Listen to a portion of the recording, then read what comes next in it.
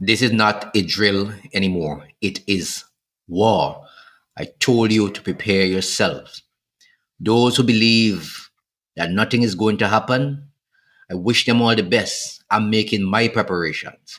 The messages I received today indicated to me that in Washington, there is several meetings taking place where it appears that the US administration is going to advise Caribbean governments that the airspace in certain parts of this region will not be usable, at least for commercial flights, very soon.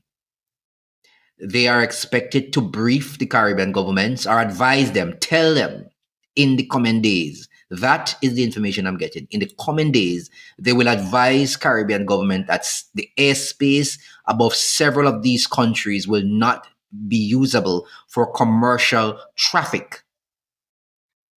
That's the information I'm getting. Like I said, that is what is being discussed to advise Caribbean governments on.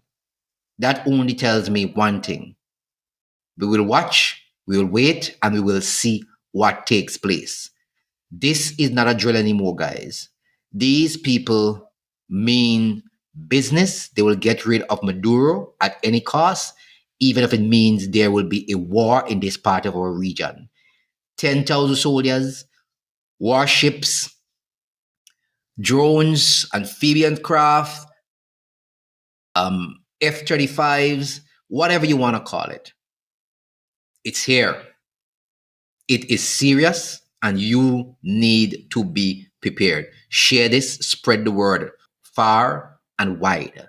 Take a look at this video. Look at the growing U.S. military presence in the Caribbean. For years, most of America's military might was split between the Middle East and the Pacific. Now the Pentagon is reallocating assets from those regions, moving warships to the Caribbean in what looks like a major military buildup in that region for what many fear is an undeclared war.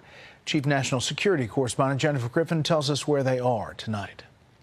14% of the Navy's fleet is now in the Caribbean, according to IEJ Media, including a buildup of 10,000 Marines and sailors, a dozen warships, a nuclear-powered fast attack submarine, a special operations mothership with drone capabilities, 3 guided missile destroyers, and the USS Iwo Jima, with an amphibious ready group on board.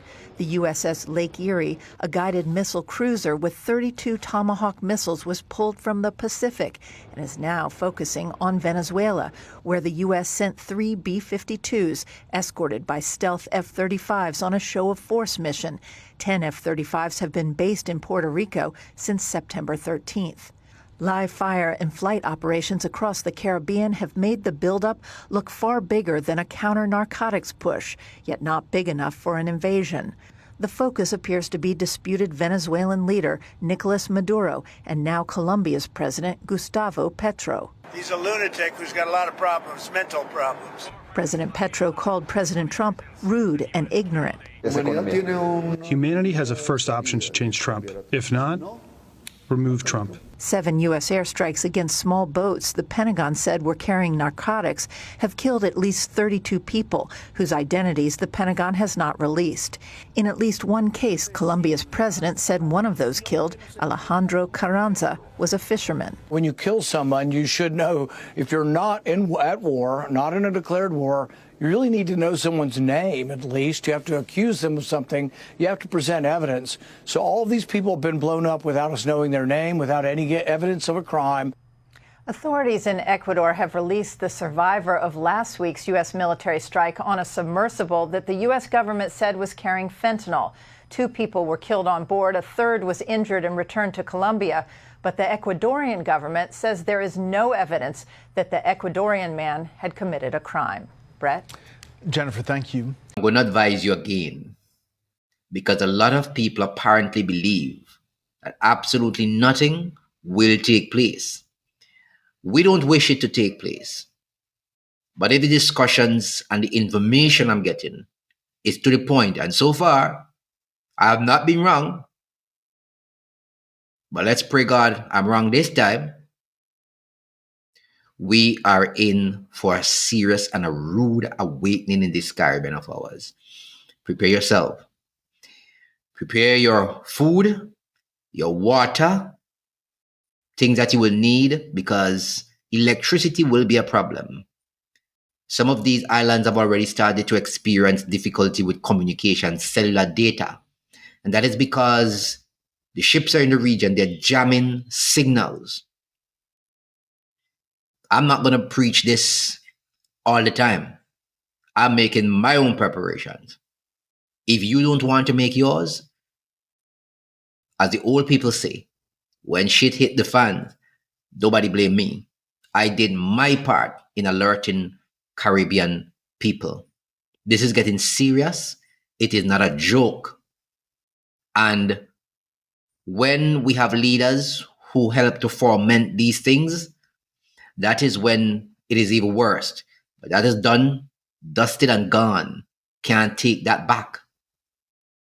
All I'm saying to Caribbean people, prepare yourselves. Whatever little you can, prepare. You can go online, you have a phone in your hand, there's Google, ask them how to prepare for war, what supplies you need. That's all I'm saying. I don't have to tell you everything. I did many videos with these things before. They're all on my channel. Go look for them. But if you want, you go to Google and you type in what to use in cases of war, what to have, what supplies. Use your phone for things that should help you. Don't just use it to watch foolishness on TikTok and share on AI videos. You guys have a good day. You guys have a good day now. I'm gone.